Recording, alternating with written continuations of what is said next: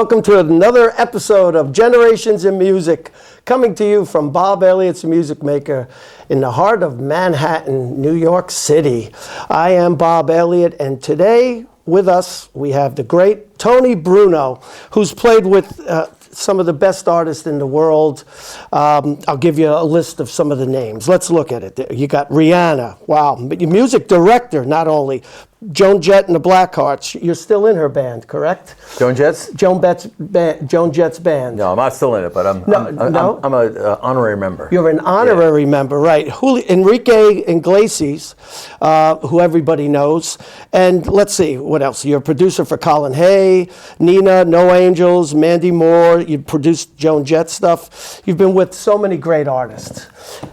How does Tony Burno start the world into music? Where can you give us a little bio on your background and where you came to music? I'd love to hear it. Where did you grow up?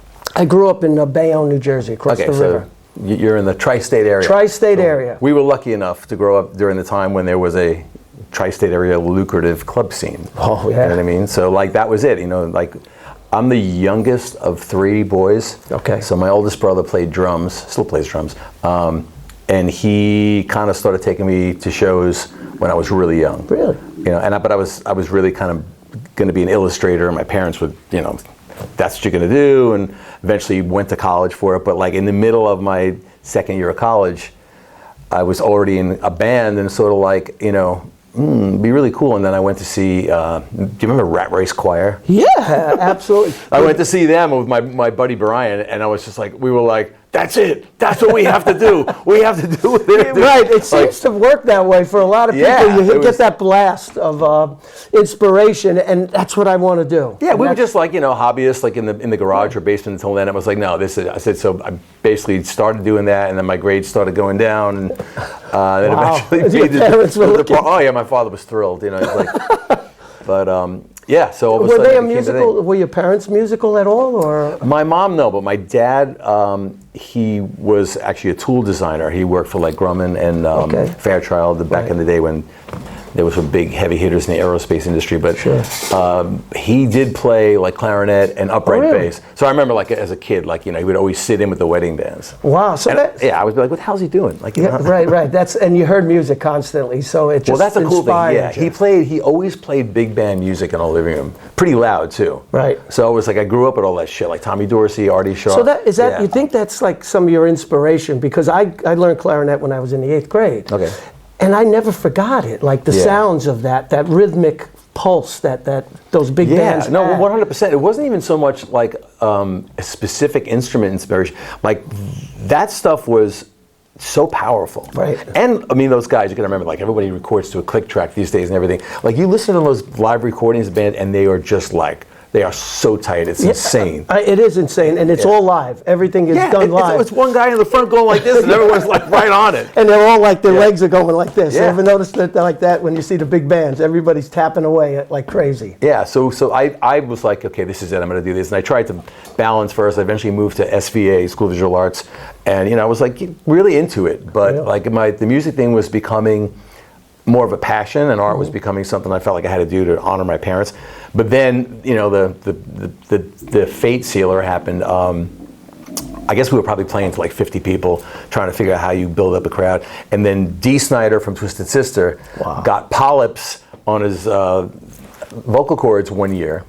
And because we played very similar kind of music, we were really into avant-garde shit like the Tubes and Alice Cooper and stuff. Mm-hmm. They approached us and said, hey, we need an opening band for the whole summer. We need somebody to do 2 sets, and we're just going to come on and do a headline set. And we were yeah. They were really taking off then too. They were this is just before, excuse me, they had released their original stuff. I think they were just about to get signed, but they were filling 500 to 2,000 seat clubs. Yeah, my father's place. My father's place. No, the old. What was it called? the old Waves or OBI in Bayshore, the massive one that they built. Yeah, we would play there with them. And it was like there was 2 stages. So you got that break. We got that break, and then we got the break, and you ran with it. And your guitar was your first instrument, right? Yeah. That was you're always guitar, or do you play other instruments? I play piano. You do? Oh yeah, because I compose a lot of stuff now, so you kind of need to play piano. But that was where you got your start. And then what happens from there? Because you get this break, and not everybody seizes it and goes to the next level. Yeah. But you obviously were able to move from there to up the ladder. Yeah, I feel like, it's funny how people use that expression, lemons to lemonade, and like serendipitous moments.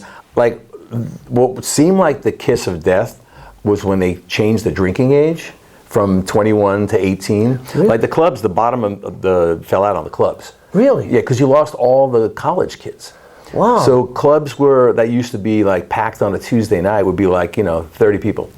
Really? And it was so there was no money to be made, and like everybody was sort of like freaking out trying to figure out what to do. I was like, okay, this is it. If there was ever a sign, I'm either going to go back to school or I'm going to move into the city and pursue a different path in music, which is what I did. You pursued a different path. Yeah, I decided I didn't want to be in a band anymore. I wanted to try and get into the session world, get into the music. So what did you had to go back to school and learn? Well, no. I just moved into an apartment I couldn't afford in Queens, and I just started going out every night, to meet to clubs and meeting as many people as I could, networking back, China Club. So you went for session work to try to get work. So you were constantly involved, meeting new people. But how is it to go from, obviously you're a skilled player with cover tunes. We were talking earlier before the interview about playing cover tunes, and just so for younger people that are watching this show, learning to play cover tunes, some people look down on it, but you said something important, that's how I learned to play, and you instructed somebody else to learn to play different. Yeah, I think that whole aspect of music, learning how to be a well-rounded musician, is so looked over. Honestly, again, I grew up with guys that played, weekend gigs. If they didn't have their own band, they would sit in and they would have to learn 30 tunes, by Saturday, and it was Thursday. Right. And so you develop an ear, and now, most players don't have that ear. Right. I do stuff up sometimes at Woodstock, and people are like, I can't learn all these tunes. Really? Yeah. And we're talking about 15 tunes. Right. They just they don't have the chops for it because they never had to go through that. So I think that's a big part of what happened with me. The other thing that happened is I was blessed with it or cursed with it, depending how you look at it. I was born with perfect pitch. Really? Yeah. Whoa, that is right. That's blessed. It's blessed and cursed. It sometimes is really a problem. If somebody's out of tune, other people I think he might be out of tune. I'm against the wall having an aneurysm. It's just wow. You can learn perfect pitch, I heard, but to be born with it, like you said, it's a curse. And my son has it too. Really? Yeah, it's crazy. So it's genetic. 100%. Yeah. He would be singing songs in the car when he was 4 years old, and one day I'm like, okay, he's singing that Adele song in the exact key, and I'm like, sing Uptown Funk, and he'd start singing it. I'm like, go back to Adele. I'm like, sing, and they would sing with it, and I'm like, dude, you're singing these spot on in the key. Really? And Karen's my wife's she's like, no. I'm like, okay, sing it. And I turned the song on. I'm like, he's right in the key, and I was then I tested him. Wow. I was at the piano. I'm like, what's this note? He's like, A. I'm like, what's that? He's like, A flat. I'm like, what's this? I'm like, uh-oh, you got the bug. Maybe you shouldn't go into music. It's always it's a choice. You're in it, and the ups and downs of the journey. And we discussed it earlier, but let's talk about it a little more. You went from the opening act for Twisted Sister, and then on to now session work. You're looking for work, and what skills did you need to develop that you were able to continue in a career of session work that got you to be music director for Rihanna? I mean, if you look at the curve to go there, that's a big accomplishment and job. It was a lot of making the best use of downtime. So the one thing that happens when I started doing session work, I was lucky enough. Well, I wouldn't say lucky enough. I was driven enough to go out every night and literally, I would be out of bars, be the only guy not drinking because I couldn't afford it. But just networking, and then finally finding, meeting the people and making the connections, and then I got in. I met this woman, Susan Hamilton, who had the biggest jingle company called Hollywood Songs back at the time. Okay. And I got in, and there were some crazy players playing it. Elliot Randall was playing in it. Really? I know their name. Chris Perkins, the drummer, was playing. I mean, there was I would look around. I'm like, this is like the guys, you know, and I'm like not the guy. Yeah. And they were all reading, and I was like, and I didn't read at the time. Read? Yeah, really? so I'm like, okay, but they had the perfect pitch thing. So this guy, Doug Katsaros, was the guy who would come in, and he would do all the arrangements, and he would come in, and he'd play it once on the piano, and he'd be like, okay, I'm going to run through it, and he had this little thing that we do, an anecdote. He would always hide maybe 2 measures or 3 measures of A Christmas Carol in a jingle. Really? Yeah. So he would start playing through this stuff, and all the other guys would be making notes and stuff like that, and I'd be faking making notes. Wow, that's great. I literally would. That's so great. I'd be writing stuff like learn to read music, you know. Learn to read music. And then, but he would play through it once, and it's a jingle, so it's like, you know, a minute long. Right. And I would be like, I got it, you know, like I totally have it, you know. And then we'd play through it, and I would never make a mistake. And the worst thing was, these guys started to get pissed off at me because, and like, oh, by the way, the 4th measure and the 2nd refrain is Canon of the Bells. That's what, and he'd be like, nailed it. And then there would be a regular thing. Like, I would just always nail the Christmas Carol because my ear was like tuned into it. So these guys would be like, how the fuck can you find this thing? I'm jealous. I mean, anybody who doesn't have perfect pitch is jealous of anybody who does. It was so weird. But then I was like, okay, I gotta learn to read. So I started learning to read, and then by doing that, it became like, okay, now I can really go out and do sessions that there's not a guy playing through the song. Right. Yeah. So learning to read, that's something you would recommend today for today's musician based on the challenges that, because the club scene, the rock bands, it doesn't pay, like you said earlier, you can make a living playing in bars when we grew up. Not anymore. I mean, people still do it, but they work a lot. Right. You know, 6 nights a week, some doubles and stuff, and if they're lucky, if they're making $1,500 a week, you know what I mean? Yeah, and that's a lot. Yeah. That is a good, that's but a lot. But you're really hustling. You're hustling, right. So you recommend like going to school. I always would say that too. That's really important so you can take any opportunity that comes along to make a living, get your name out there. Exactly. And it's also like you don't know where your path is going to go. Right. So like if you're one day, I mean, God forbid something happens, you're a guitar player and you can't play guitar anymore. Right. You know, like, but you could possibly orchestrate. Right. You know what I mean? Like, okay, well, I'm going to orchestrate. I'm going to see if I can break into that, or compose for film and TV. We don't really need to play the instruments. Everything is like, you know, the software based right at the moment. You know, like, and you can even guitar stuff. I hate to say, and you could make a living. And so I would always have this philosophy that when I was in between gigs, or like, you know, like not making money, and instead of complaining about it, you know, I would do 2 things. I would call everybody I knew and say, hey, keep me in mind for this. Right. And I would start learning something I didn't know how to do. Right. You know, and that was like, you know. Just to keep your knowledge and have a bigger palette to deliver to anybody that comes along. To stay like sharp, also keep your mind, because, you know, you start like doing nothing for a while, like, you know, like, I think smoking weed might be a good idea today. Well, that's a whole nother.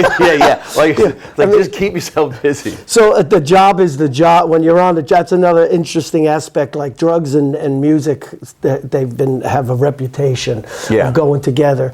But today's world, years ago, you could get away with a lot more. But today, everybody's looking for clear heads, clear eyes on the job. It's so expensive to do anything, especially at the level you're doing it, that you really have to come on your A game. Is that correct? You do, but I don't judge anybody who does, because you know what, there are some people who function better. Right. I definitely wouldn't include alcohol in this, but to a certain degree, yes. Like for instance, when I do a live show, I always have a drink before I go on stage. Really? Yeah, I've been doing it since I was 15 years old. Right. You know, like, or maybe 16 years old. So like the idea of like not having a drink before I go on stage seems like, okay, it's like a pitcher, you know, his like, you know, whatever, wearing his underwear like a certain way when he was in the exactly. I heard so many stories. I'm not going to go on stage without having a drink. I've never done it. Why would I start now? It's not like I'm drinking on stage. But I'll have like a gin and tonic and then go up there. It's the set. Yeah, it just brings everything down to like, you know, like it just, not that I get butterflies anymore, but it just brings everything down to that level of like,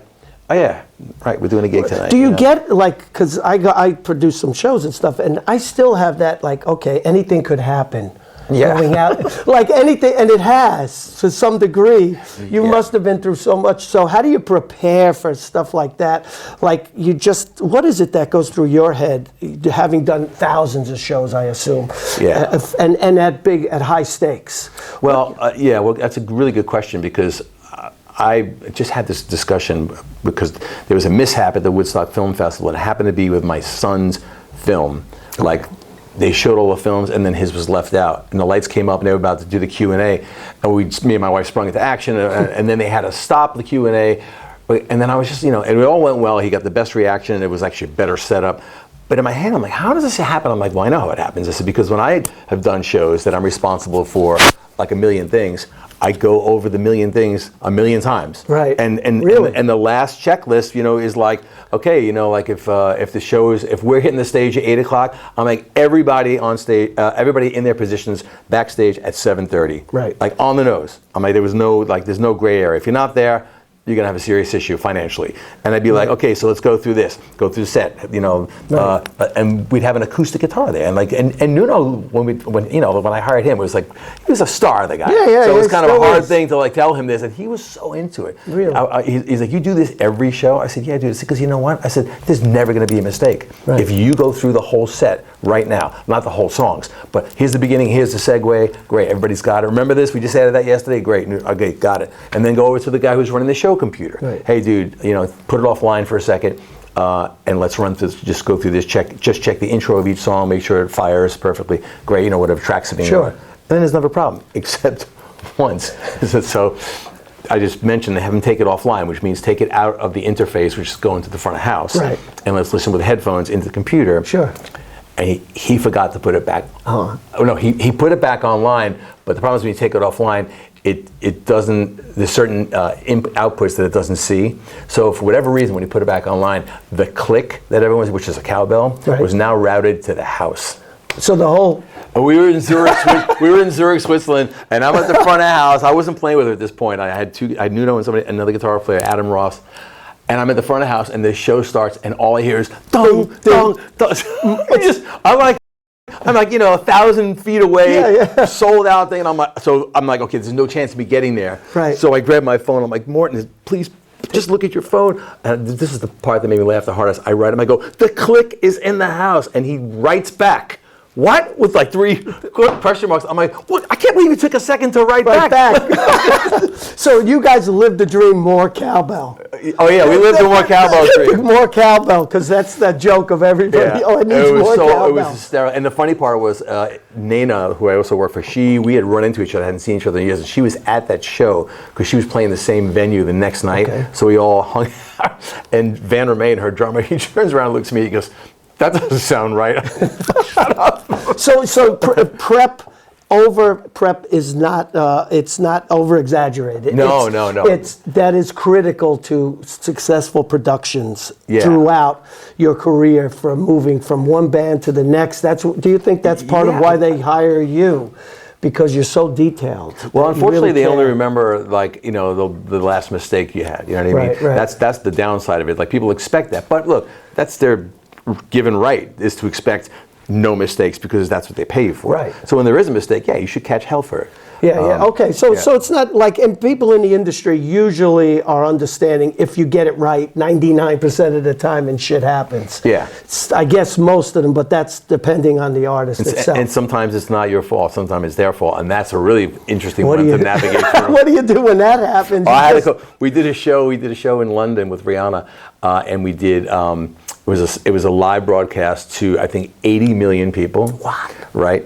And Jay-Z was going to do the whole intro he does to Umbrella, and I must have told him 1,000 times, I go, you got to be at sound check, because we changed it. I go, it's a little bit longer. We added some of the stuff that you did on the outtakes, and he was like, yeah, which ones? I go, because I had all the master tapes. I go, so we added this. I go, it doesn't matter what you do. Right. I go, just letting you know it's 4 bars longer. Right. And he didn't come to sound check. And he completely screwed up. Wow. He came in the wrong spot and everything. And I literally, I was standing next to the programmer. I knew it. I'm like, unmuted. So we unmuted his channel that had the playback version of him doing it. And then he heard it, and then he just started lip syncing to it. So he was smart enough to catch his mistake. So we get backstage, and Rihanna looks at me, and she's like, how did you know? And then Jay looks around. He's kind of a funny dude, and he's like, yo. I go, told you to come to the sound check. He's like, I know, I fucked up. I said, you did. I said, I had your back. People. Yeah. So, but everybody looks at it. If he didn't lose his composure, you didn't lose yours. Rihanna didn't. I don't think anybody heard it. Oh, okay. There may be like a word missing. Okay. Yeah, and only we would know that word was missing. Right, so we covered it, but it was the funniest thing. Like, you know, I thought he was going to be like, no, I didn't screw up, you screwed up, but he just completely copped to it. That was cool. That was cool. And that's something about, like when I work with, and you work with so many musicians, I find that my advice to some of them is that you listen more critical than the audience does, even though the audience knows it. Is that something you talk with your musicians about? Because you want to get it exactly perfect. Right. But don't beat yourself up if you make a mistake here or there while you're learning and trying to nail it. And you guys get to repeat the show over and over, and you get better and easier on it. Yeah. Do you talk to your musicians about that, saying that you know, understand that it's going to be, you're going to, in the beginning, we're going to fudge around with this, and then you're going to nail it, and you have a certain amount of time. What's the time limit you give depending on the show? Yeah, well, it's interesting because I don't ever really have people play stuff just like the record, because, you know, then you can go home and sit and listen to the record. You know what I mean? Like, it's not that kind of thing for a live show. If you're someone like Travis Scott or something like that who's playing to track, it's different. But even he varies things up a lot, you know. But I usually like to take the artist aside and say, like, if you had the liberty of, you know, like listening to your music in a different style, like, talk to me about, like, you know, whose bands you listen to. You know? Really? Yeah, and would you be cool? You know, so I would always make demos of this stuff and play it for them first. And Rhee was really cool. She was really into Paramore. She was really into Linkin Park. Really? Yeah. So like I would do some really crazy shit with her older stuff because it was so. Like the early stuff was so, like, you know, kind of Beyonce-ish and stuff, and she hated it. She didn't want to do it. I'm like, well, on her first tour, I'm like, yeah, but you got 9 songs. We got to fill an hour, so you're gonna have to put at least 3 of these songs in there. I go, let me revamp them, make them feel like the other songs are gonna sound live. And she would flip out. She's like, oh my God, I can't believe you did this with the song. It sounds amazing, something like that. So the band, I'd be like, okay, so take my demo and make believe that you were doing it. So where you hear big drum fills, don't play my drum fill, but know that I want a big drum fill there. Right. You know? So you're getting the most out of the artists you hired. Right. And you're playing to their strengths and giving them an opportunity to shine a little. Give them an opportunity to not only shine, but be part of the creative process. Really, that I think goes. It's interesting because as a musical director, people think everything is programmed, right? And it is to a degree for entertainment, but not for behind the scenes. You're actually creating an atmosphere that allows these artists to be themselves. Solos are. Do you give solos, like, say, do your thing on this solo? Yeah, 100%. You do, really? Yeah, and that's how people don't forget stuff when they had so much input in it. Really? You know, yeah, it's interesting. We actually put in Please Don't Stop the Music, we actually put the whole solo section from Get the Funk Out. Really? When Nuno's playing from Extreme. And he's a great, right. I was like, dude, I'm putting it in there. I go, and she's going to love it. And he's like, you can't, she'll flip out. I go, she's going to love it. And of course, she flipped out. She loved it. Yeah. Right, exactly. Yeah. So your instincts play, and you give them a chance to shine. So they're excited as all heck because that's their sound, that's them, and they get to show. I interviewed several people, and I think that's some of the best shows because everybody's into it 100%. Yeah. So we got some videos here that are going that are playing behind the scenes while we're doing this on the side here, and I would love for you to just take a look at some of this and explain. We'll go through them pretty quick because I know the interview's going on, but what's going on some of these? This is Rocktopia on Broadway. Really? Yeah. Wow, so what a great shot. I know. My wife might have taken that shot. Really? It's Karen Burno Photography. Karen Burno Photography. Call us. Yeah, I think she probably took this. She took most of the shots. If these are off the website, because she's come to everything. But yeah, that's Rocktopia. There's a few more in there I saw with, I think there's Robert Zander one, and there's one with Pat Monahan from Train. Yeah, there's a Robinson. This, for me, this was honestly, this was like a dream come true because yeah, I was the biggest Cheap Trick fan growing up. Their music is good, really good. Yeah, my earliest cover band, we played like every Cheap Trick song. Wow. And when I found out that Robin was going to come in and do the show, he's like, Robin is sort of used to doing things his own way. I'm like, well, this is kind of a rigid show because, like the orchestra, although we have a live orchestra, we also have an orchestra on track because, we wanted to sound like a 60-piece and we have a 25-piece. Right. So I said, there is no vamping on this thing. Right. So he kind of like, he was kind of weird. So him and I had to go to another studio, which I won't name, a competitor of yours in the sure. city. No problem. And I had to do a one-on-one with him with this thing. And that was like, it was such a dream. Like I was, remind me to bring this up later so I can sidebar you with this story. But I was like working with him, and then he came out and he just crushed it. But the cool thing is, like, I got to put that arrangement together. So we did the William Tell Overture with Surrender and the Dream Police, all mashed into one whole thing. And he just flipped. He just loved it. He's like, can I use this if we go on the road? I'm like, hell yeah, dude, you can do that. Oh, what a compliment. Oh, we're 100%. What a he was such a gentleman. Yeah, really. Yeah. Wow, what a great. And there's Joan. And there's my homie Joni. So before you said like about perfection versus attitude, she's a perfect example. Okay, so like her shows there's always a little bit of margin for error, whether somebody wants to drag something out a little bit longer, or if there's a happy accident and stuff like that. Yeah. But she's such a pro, and first of all, she's a hell of a rhythm guitar player. Right. Most people don't know that about her. Her right hand is just like spot on. You can't rattle her. Really? You cannot rattle her. She's like, she'll just turn around and smile. You're like, okay, that was interesting. But keep the energy going. And people just buy into like the energy, and people won't hear a mistake unless it's obviously the insane mistake. Right. They won't hear a mistake if they are being like led by the nose into this world of like, wow, these guys are having so much fun. Right. And so that attitude on stage, just no matter what happens, go for it. Yeah. Don't show any fear. Not that easy sometimes. When you hear a really bad mistake. Yeah, okay. So anyway, we got one more. Let's look at this. What is this? This is this was the interesting. Angelico guitar shoot.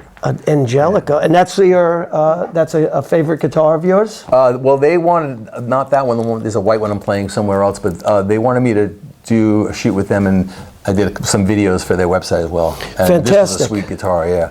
So I guess we've been going on. I think there's time for a whole nother interview at another time later, but I can't thank you too much for being here. And it's been a pleasure. We should just get together offline and do this. Yeah. This is just a lot of fun talking about it because you have a really good, interesting life, and I think we've only scratched a small part of what your life is, and you seem to be just a generous person all around. Oh, thank you. And you too. And it comes across. So thank you for this interview. Really, thank you for having me. So, ladies and gentlemen, good night or day, whatever time you're signing off from Generations in Music. We'll see you on the next episode. Stick around, and coming to you from Bob Elliot's Music Makers here in Midtown Manhattan. Tell your friends about us. We'd love to see them at our studios. Take care.